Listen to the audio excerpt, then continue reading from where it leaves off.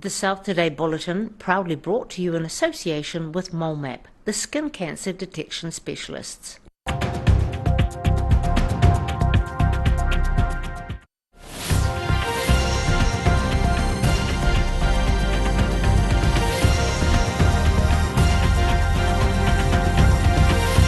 Tonight on the South Today, a recent theft hasn't deterred a Dunedin church from chopping for a cause, thanks to some help from the community.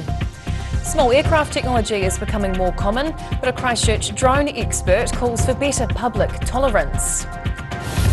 And high school students are getting their hands dirty in Dunedin, building structures for an eco-friendly future.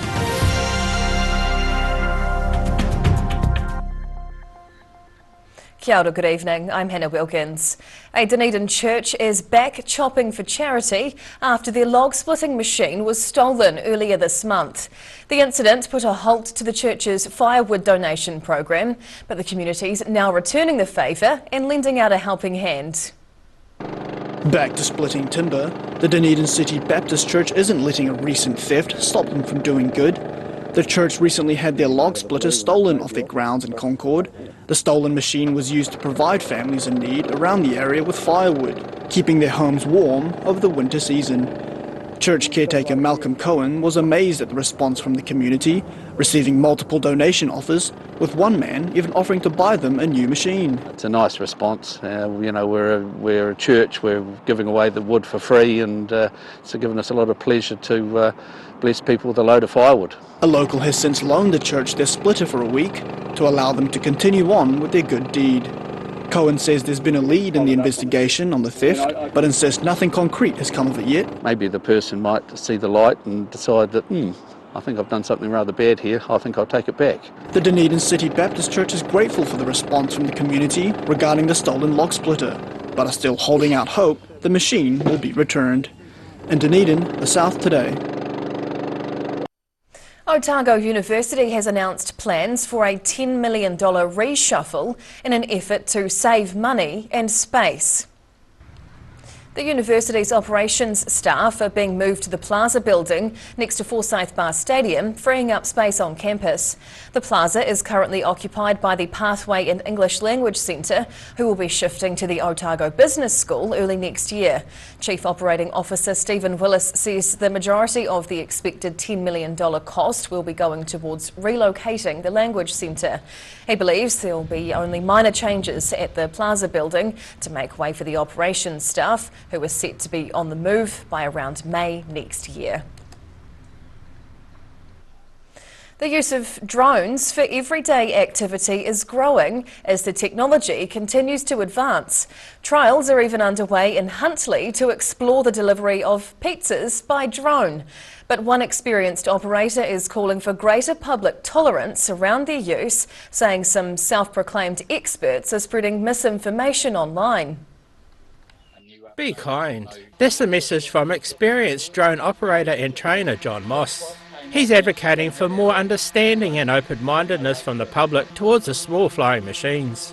Moss believes the public should recognise the value and potential of drone technology, rather than solely focusing on potential concerns. Very frustratingly, when we're legitimately in places flying, photographing people's houses for them or whatever, is so often members of the public will come up very aggressively with, what are you doing? Are you allowed to be there? And really, really happy to talk to them and say, hey, this is what we're doing. Here's a business card, or here's my name and number. But just, a little bit more tolerance. Moss says the integration of drones into our daily lives is becoming increasingly commonplace as the drone industry evolves and prices come down. Fast food company Domino's is currently trialling the use of drones to deliver pizza in the Waikato town of Huntly. Just one example of the potential for drones to revolutionise the way we receive goods and services. Who wouldn't like a pizza delivered to their door like that? But drones are becoming so mainstream. However, Moss accepts drone operators also have a big responsibility and should be mindful of how their activities might impact on the public. One thing we hear and see every day, quite literally on social media, is people going, oh my gosh, there's a drone over my place, I want to shoot it down, and want to do all these dreadful things. Drone training company RPA Skills is among those trying to improve the competence of drone operators and promote safety. Moss says the CAA website has a lot of information about drones that is easily accessible to those flying the mini machine as well as members of the public. In Christchurch, the South Today. 8 Otago Polytechnic design students are set to pack their most stylish clothes as they jet off for New Zealand Fashion Week. Designers Jonty Blakely, Amelia Phillips, Taylor Pumphrey, Ethan Cruz, Alan Ross and Russell Tino are preparing to attend the graduate fashion show to show off their fresh garments down the runway. Only 3 designers from the Institute are usually showcased at the event, but Otago Polytech Head of Fashion Margot Barton put in a request this year to show off more designers. The event acts as a springboard for the graduates making their way into the industry, with the 8 Polytech alum set to show off a range of different styles. Another 2 graduates have been selected for Go Media Miro Moda, an Indigenous fashion show that's also part of NZFW. New Zealand Fashion Week takes place at the end of this month, with the designers taking their work to the runway at the Viaduct Event Centre in Auckland. Constructing buildings out of straw and mud may seem primitive, but they're inspiring some teenagers to look towards a more eco-friendly future. Dozens of high school students from around Otago have been getting their hands dirty, making structures from materials found in their backyard. This pile of grass, sticks and mud may not look like much, but they could be the solution towards a greener future. 32 high school students from 8 schools across Dunedin and Clutha met for an Enviroschools hui on Wednesday, learning how to build eco-friendly structures. Enviroschools facilitator Jenny Upton says construction waste is a huge issue, with most excess materials from building sites going straight to the landfill. So we were wanting the students to see that you can build from natural materials, and at the end of the life of that building, or when you've finished building, what's left over can just go back to the earth. Students were tasked with building structures for their school using only clay, sand and straw, making models of outdoor classrooms, playrooms and a multi-purpose function area. They're busy building their models. They've had a great time getting messy, enjoying all of the techniques and learning. Natural building experts shared their techniques for building the eco-friendly models, teaching the teenagers different ways construction waste can be used. Upton hopes the hui inspired the students to continue on with their newfound sustainability journey. In Dunedin, the South Today. Whai Yakane, still to come on the South Today. Parts of Coronet Peak are being cordoned off for a national alpine ski competition, and hundreds of aerobic gymnasts finesse their routines with high hopes of coming out on top at a Dunedin event.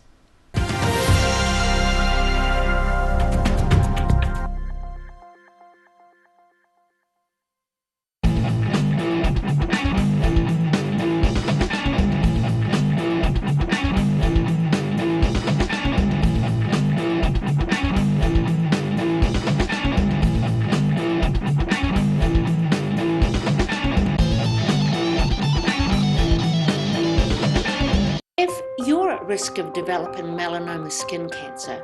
You owe it to yourself to have a mole map. Mole map is coming to your area. Phone today to make an appointment. It could save your life. It's a knockout! Prices are down for the count this weekend at John's Furniture Warehouse, and pay it off over 18 months interest-free. It's a knockout! My mate John. Here at Age Concern Otago, we offer a range of services to support Otago seniors to age well with dignity and independence. We provide social work support, visiting service, health promotion and social activities. Check out what we have on offer at ageconcernotago.com. Aero, used by Australia's top bowlers with their unique Z-scoop grip that redefines the game. Machined with robotics for unparalleled accuracy, Aero, same line, every time. A poorly maintained heat pump can lose up to 35% of its output. The Mr. Heat Pump Cleaner team are experts. Their specially developed chemical wash is totally biodegradable. Call Mr. Heat Pump Cleaner and get the job done by the professionals.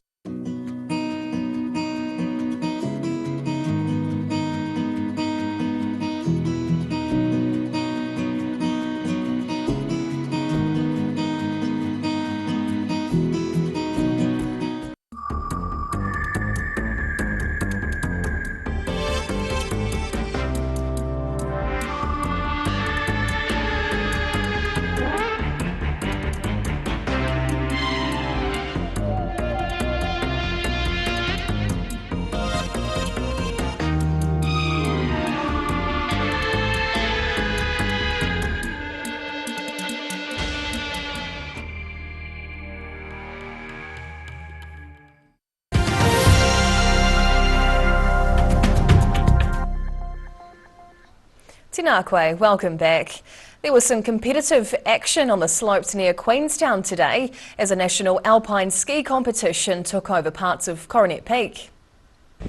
A selection of the country's top alpine skiers hit the slopes at Coronet Peak on Thursday for the National Slalom Championship. The competition sees athletes weaving between poles down the mountain and was the first Federation of International Skiing sanctioned race on the Pro-Am slope in 15 years. 18-year-old Aucklander Michaela Smith claimed 2 gold medals, crowned the New Zealand Women's National Slalom Champion, as well as winning the overall FIS category. Winter Olympian Willis Feasey improved on last year's second place finish to claim the men's title, the Twizel alpine skier winning in a time of 1 minute and 16 seconds. The Alpine National Championships are set to continue on Saturday, with the Great Slalom Race to be held on Coronet Peak's Hurdle Run in Queenstown, the South today. The roar of the crowd propelled athletes to new heights during a recent aerobics competition in Dunedin. More than 100 aerobic gymnasts took to the stage over the weekend, showing off their strength and agility with finesse. High kicks and high energy as young athletes take part in the recent Otago regional competitions of the New Zealand Competitive Aerobics Federation. The event at Trinity Catholic College saw about 160 athletes competing from schools and aerobics groups across the region. Event manager Sarah Snope insists aerobics is much more than a sweatband and 1 kg dumbbells. It's actually quite a technical sport. It involves lots of endurance and strength and a very high quality of fitness. Competitors demonstrated a range of skills in their routines, including high kicks, press-ups and jumping jacks, all to a high energy beat and the roar of an enthusiastic crowd. The amount of support from the parents, spectators and the girls hyping each other up is so great to see, and it just makes all the work so worth it. The top performing athletes from the regionals will go on to compete at the national competitions due to take place in Lower Hutt next month. In Dunedin, the South today. And now recapping tonight's top stories on the South today. The Dunedin Baptist Church is back to chopping firewood for families in need after their log splitter was stolen. Christchurch drone expert John Moss is advocating for better public understanding around the small aircrafts. And high school students were inspired to build an eco-friendly future as part of a Dunedin Enviroschools program.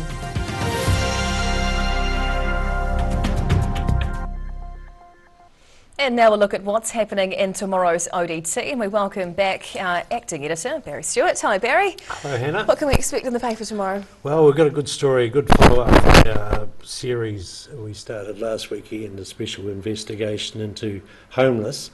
The Ministry of Social Development has branded the former Carisbrook Hotel not a suitable option for homeless people, and it has stopped recommending people go there for emergency accommodation. So, right. So that's a good development in that story. Mm-hmm. And a house bought for $50,000 in Wanaka has sold now for more than $3 million. So wow, that's not a bad score, is it? Absolutely. It's in the CBD, which makes it obviously more attractive. Mm-hmm. But we had it some time ago on the market, but now right. it's actually sold. So there you go. Now, an unusual story. A self-described old witch is warning Dunedin students she will call their parents if they keep littering outside her store. Right. There you go. Okay. Well, we look forward to reading those stories. Isn't that exciting? And more, Barry. Yeah. Thank you for sharing this evening. Well, time now for a look at the weather.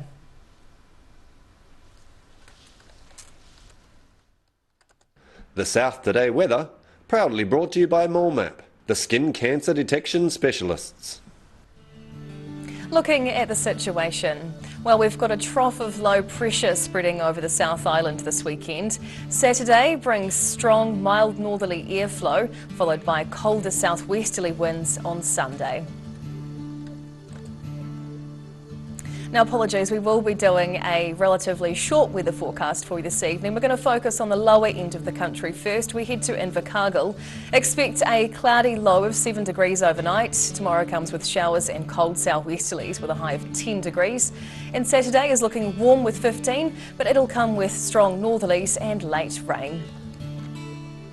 And lastly this evening we head to Dunedin, where it's looking fine tonight with northerlies as it drops down to 2 degrees. Friday shaping up to be a warm one with high cloud, light showers and 15 degrees, with more sunshine on Saturday as we anticipate 14 with gusty nor'easterlies. And that's the news this Thursday. For the latest news and videos from the southern region, head online to odt.co.nz.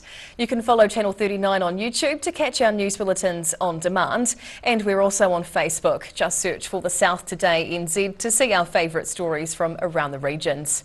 We'll see you again tomorrow. Ka kite o pōpō.